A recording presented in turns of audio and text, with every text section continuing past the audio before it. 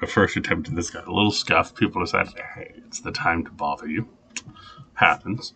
So, we're talking about hand stitching leather. I'm going to bang out a few short videos for sweepstakes that's going on, but I want to talk about some stuff anyway. It'll help me build confidence to do this and to just get a little better at it. First 15 to 30 videos are going to be rough as hell.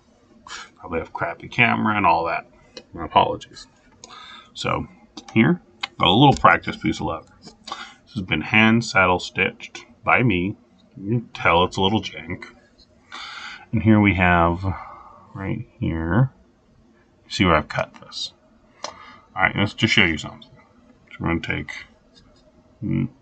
a bottle opener on my knife here. Hook under there, okay? I'm going to try pulling it out. Notice how hard that is to come out. Matter of fact, it failed from the sheer force. That's because that's only half the stitch. The second side down here. And now if I pulled on that, that'd come out right away. And then you can start pulling it back. See? But that's not all. Over here,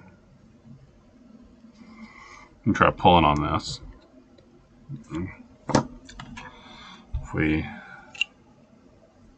just look at this and we cut in the right spot, we'll be right here.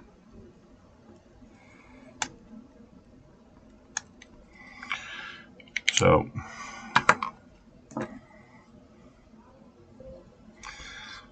that's been cut back there.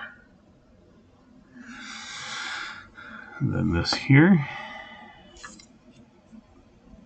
you can see right here where I'm working, right on that loop that's a bit extended. Now, pops. But what won't happen is if pressure were to come from back here, that ain't going nowhere. Why? Because a lot of friction happens in a saddle stitch. So like, unlike a machine stitch runs down and then loops basically. So your underside stitch, piece of fabric, a piece of string basically, thread. There we go, that was it. Just goes underneath in a straight line.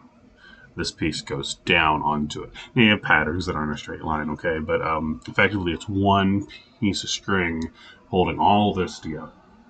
So when you cut that, it becomes, that's why it's vulnerable to splitting down further and further and further until it hits a point, you know, because eventually it gets caught up usually, but not always. That's why saddle stitch is superior. Saddle stitch goes into the hole. Saddle stitch, you cut, puncture a hole. Goes this way. Typically you want to do this with a waxed thread, better security and adds to it. I have some wax actually for waxing threads that aren't pre-waxed because I like this stuff. And that makes it where it's hard to pull apart, and even if one side were to break, it won't have too much issue. I could do a video showing y'all a pair of shoes I have where the shoes were saddle stitched, and even though they're kind of mass-produced type of shoes, I really liked that. Actually, hold on. I realize I'm wearing them now. See this right here?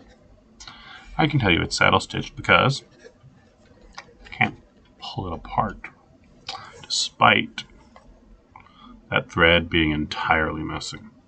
You can tell it's like all screwed up here, but take this.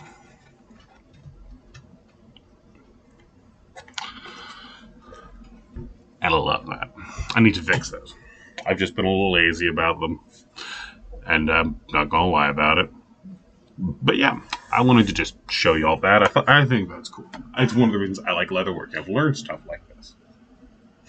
Eventually, y'all will hear my rant about a lot of brands not finishing all of their edges.